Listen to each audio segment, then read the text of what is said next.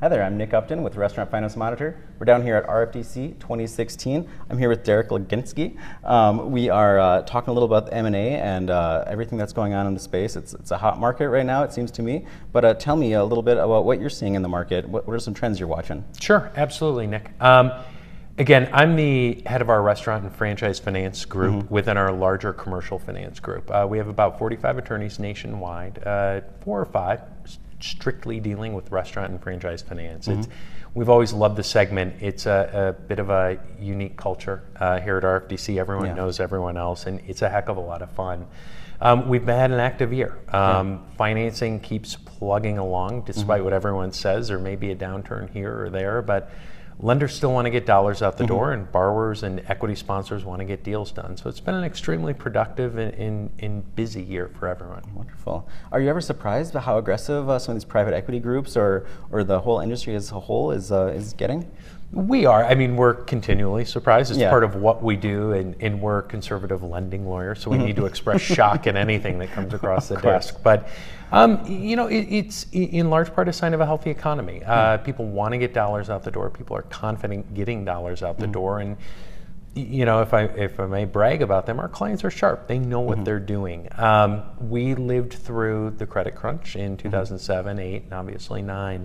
People learned a lot of lessons. We always worry about upticks in rates, especially when our borrower clients, our partners in the borrowing world need to hit their coverage ratios and make sure the principal and interest payments can be made. But I think, looking around here, you find a lot of people who know what they're doing. They do it well. And it's a fair statement. The market bears what the market bears. So lenders are only going to give what they think makes sense. And if there's a lender out there willing to give a term or give a rate, the market's spoken to a large extent. Definitely. And again, we expect interest rates to rise. I mean, we did last year and maybe the year before. What's going to happen as interest rates start to possibly tick up? It will be tough. And again, it's a little odd for me. We're obviously putting in floors for interest rates and credit agreements at 0%. I mean, who would have thought of such a thing, which is bizarre. So they can only go up from here.